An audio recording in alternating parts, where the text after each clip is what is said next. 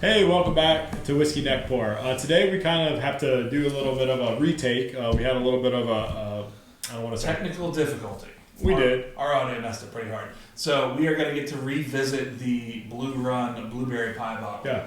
I'm actually kind of excited we get to revisit this because this was a very limited bottle that we were able to get our hands on. This was one of 12 days of Christmas, so they were kind of launching limited edition bottles of tasting notes during these 12 days, and we actually got something really special. This is bottle number... It's bottle 133 of 229. It's pretty cool when you really think about it in the entire world, right? Like, we have one of something that there was only 229 of, so we are really lucky that we were able to get our hands on this.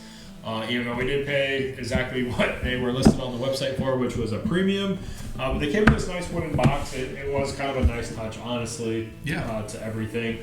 We did try the peanut butter one, and I mean, man, they killed it on that one. That's fantastic, and it's actually sitting on our shelf over there as one of our top 10 so far. So, our first impressions of this, just to kind of touch on that, I didn't get a lot of the blueberry. I got a lot of the sort of the buttery, bready sort of notes, from like a pie crust is kind of what I would attribute that to. But I think deep down, me and you were both a little disappointed in this bottle, just because the peanut butter one came so hard at us that we were holy cow, like, you crushed it. And this one, I feel like kind of we were expecting a lot out of it, because typically what happens is, in flavored whiskey, you either artificially flavor it, which makes it not whiskey at that point, or you really try to extract the tasting notes out of the barrel, which is, truthfully probably never really going to happen, trying to say this tastes exactly like something.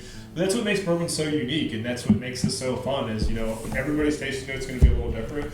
So I'm super excited that we get to come back to this because, again, like, we are the Whiskey Neck Pour channel. Like, we believe that once the bottle has time to open up, it changes the complexity of the flavor. So...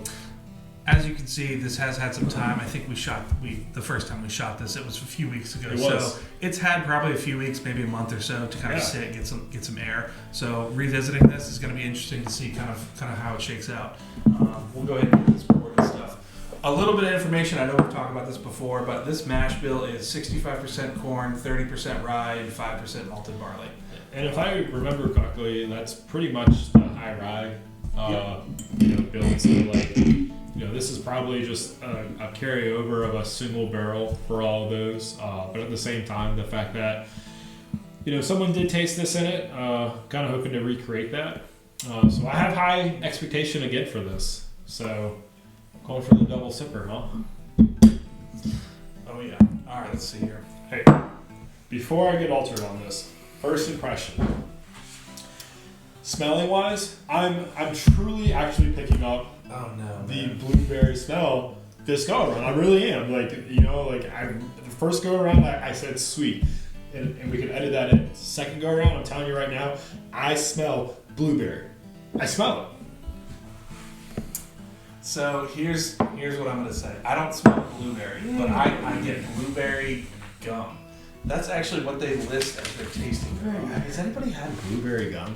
I don't think I've had bubble gum. So it's not like, so blueberry, you have like sort of that like subtle sweetness to it, right? The kind of like dark fruity blueberry sweetness. Yeah. This is kind of like that sugary, sugary hubba bubba blueberry sort of. If you ever smash a blueberry in your hand and then smell your hand, like, I'm kind of getting a little bit of that right now. I do that every day. Me and you both. I don't actually know what you're talking about. This we're gonna have to get him some blueberries to smash in his hand, folks. This smells real different from it did the first time. I would agree with you. I was fully prepared to keep my stance on this bottle, but yeah, I know. I will tell you, it's changing. Blue Run's one of those things, like, they're hard to get, they're hard to find. That's really interesting because that peanut butter drink's the same as it did when we opened it. I will say, on the tasting note, I'm not quite getting the blueberry. I'm getting something unique, but it's not quite blueberry. The smelling note I'm getting it. The tasting note, I'm having a hard time putting this one on paper. I really am. I'm a little lost in the sauce on this one. Had this bottle just been white labeled and I wasn't expecting anything, I definitely wouldn't say blueberry. So tell me, what are the tasting notes you're getting?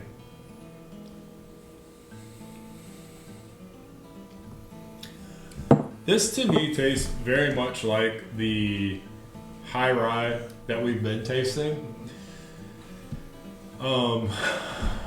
It's a little more aggressive than the high rye we've been tasting. I feel like this has a little bit of a stronger finish to it as far as a rye. Yeah. I'm definitely getting the spices of the rye carrying through this one very well.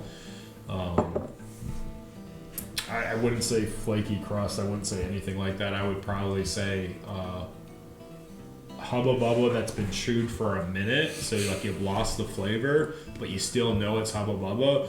And then like you get a rye at the end of it is how I would best describe that. So rereading these tasting notes that they have, the blueberry bubblegum is on the nose. That's what I'm, okay. The palate is burnt sugar, new leather, and a warm dry oak finish. That's pretty accurate. Burnt sugar. You know what? Like now that like you kind of say that, like I can almost taste the burnt sugar. I get a lot of the oak on it. I don't know if I pick up any burnt sugar. No. Throw it back a little bit. Like just get it back into the tongue. There's definitely some molasses going on there. That rye is just sort of overpowering. It's very powerful. And you know, I'm gonna say it like that peanut butter one we tried. You know, it really just like. Oh my gosh, that's yeah. Man, like you knocked the socks out of me on that one, and it's crazy to think that a barrel could have that much swing on really kind of the same run. Yeah, that's essentially what this is, right? Like, I mean, I don't know that to be factual. I don't work at Blue Run, but I would assume this all came off the same run, and then really what happened is we had a bunch of different barrels or single barreling them, right? Hence why you only have 229 of them made. It came out of one barrel. But I don't know comfortably if I'm ready to say that this is blueberry. I think you could have probably said bubblegum, and I would have probably agreed with you more on this one. I get the blueberry on the nose, the blueberry bubblegum on the nose. I think I was expecting more like blueberry pie. Yeah, 100%. Just based on the name. Yeah, I think like, that at face value, that's sort of what I was looking for. I think I've grown to have a little bit more respect for Blue Run in our channel because we did that blind taste test, and Blue Run actually came out as my number one pick. And it edged out my E.H. Taylor. I'm sorry I disappointed you. So I would say, like, for the new guy on the block, like, you're doing some cool things. And frankly, you know exactly what you're doing because, like, these sold out within seconds. Yeah. So you have a almost cult following at this point. You really do. If you're a Blue Run fan, like, you're a Blue Run fan. So this is a beautiful bottle. Just the presentation. It's very clearly like a premium whiskey, and you pay for it too. That's the other thing. I mean, these retail at $140 with shipping and everything. It was about $155 to the door. So, rating wise, I don't think this is going to take the place of anything up there for. Oh no. I mean, the fact that Blue Run even landed on this wall, in my mind, like, kudos to you because you are the new kid on the block in the whiskey world, and you've already managed to get on the infinity wall, if that's what you want to call it. But would you say this is worth a try, or would you just say this is a pass? This is hard for me because it's definitely worth a try. If you're at a bar somewhere and you can get a pour, absolutely. What I'll say is this: outside of if you live in a state where Blue Run is sold on shelves and it's there, I would pick up a bottle of this. See, I think this is where I'm gonna like disagree with you a little bit. You know, if this was sitting on a bar shelf, would this go down quickly with people buying it at an extreme premium price? Yeah, because it's so limited, right? Like, you know exactly what they're doing. Would I say, you know, the peanut butter, or like, and we haven't even tried them all, so like, you know, I can't fairly say this, but would I say this is one that's worth you trying? You know, I'm gonna tell you, like, for me personally, I think you could probably pick up a bottle of High Rye, and it's slightly better than this bottle. But the flip side of that, the peanut butter one, you can't beat it. So it's like, I'm really excited to try a couple of these other ones because, like, you know, the chocolate chip granola, the holy honey. I mean, like, look, like, I'm a honey guy. I love honey. So I'm really excited to try that one. But I would tell you that I personally would probably pass on this at a bar for the money, because this is not going to be a $20 shot. Yeah, I mean, I think I'm probably on the other side of this. If I'm at a bar and they have, okay, so let's back this up. One of the bottles that I really, really wanted was the breakfast. Yeah, if I'm at a bar and they have a pour of the breakfast bourbon, yeah, I don't care what it costs. I'd pay $50 for that. I'd probably go a little more if I could get it. Yeah. So if you haven't had this and this is something that's interesting to you, it is, in my opinion, absolutely worth a try. If you're at a store and they have Blue Run, they're gonna have Blue Run, but they're not gonna have this, right? Like, this is truly something that was really cool, because like what I appreciate about what Blue Run's trying to do here is they didn't go and say, hey, like, here's a bunch of stores, like, market the hell up and then put it on your shelf and make it a premium. They kind of came out and said, like, we're gonna mark it up a good amount, which they did. Well, they know that this. They knew at $150 that was the sweet spot for this, as far as what people were willing to pay. Frankly, people would probably pay more. Yeah. But the flip side of that is it worth $150? And the simple answer on this bottle is no. It's no. I think you and I are on different pages, because if this was in a store for $150, I would buy it only because it's one of 239. And I think that's the point. That's what I'm saying. Is that this is a very limited, hard to find bottle. Yeah.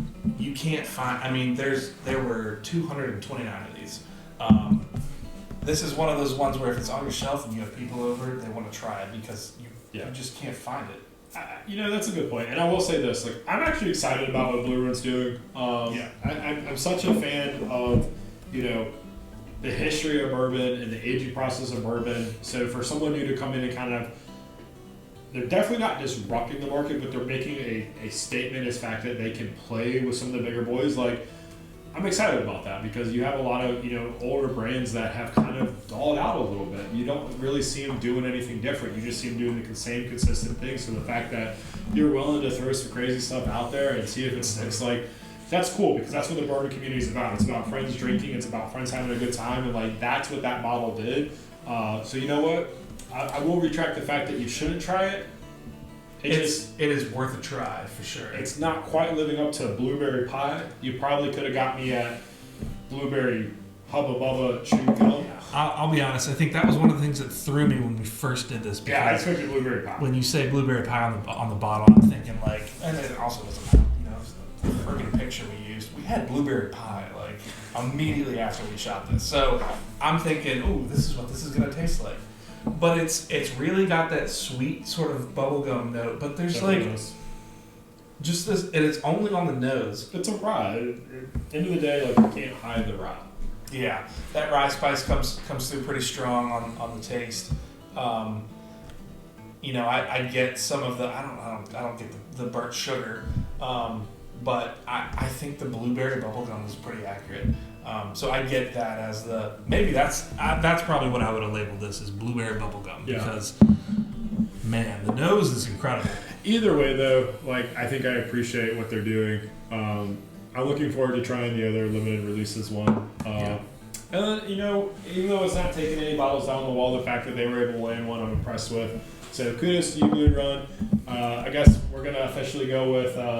if you can try it at a bar, go for it. But the question becomes now, what price would you truly pay to try it? Like I said, man, if I'm at a bar and they had the breakfast bourbon, because that is I think of the entire 12 days, that was the one, well, other than peanut butter and banana, the breakfast bourbon was what I really wanted to try. If I'm at a bar and they have breakfast bourbon, I would pay $50 for an ounce pour just to try it, because the tasty notes on it sound incredible. So that'd be kind of interesting as a viewer. If you guys have had a chance to try it, I mean, we'd really appreciate some feedback as far as like what you got to experience, not only with like the 12 days of bourbon, but like was there one that really stood out to you? Yeah. Because we do have a few, and we're deciding kind of which ones we're going to try and which ones we're going to kind of keep. So we'd appreciate the feedback. But if you guys could like and subscribe, it gets us one step closer to trying our Grand of the Gods. We're excited about that one. I'm ready to crack that and try it. So the goal is 2,000 subscribers. We're trying every day to get there. The quicker we do, the quicker we get to crack that bottle open. So I guess overall, it's interesting since this is a revisit, but that sort of fruity bubblegum note came through a little bit more with some time to sit with some air. How long do you think this will sit on our shelf? I'm going to tell you a while. I think what we got on our shelf will. I have some pretty fun ideas for videos we can do. I don't know if it'll be here past a year. Okay. Yeah. Yep. Well, I'm definitely excited to see kind of what we come up with this one. So anyway, we appreciate you guys watching. Tater Nation out.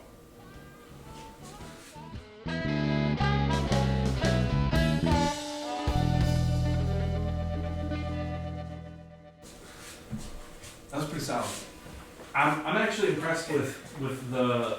I toned it down, but like I do think it's changed a little bit.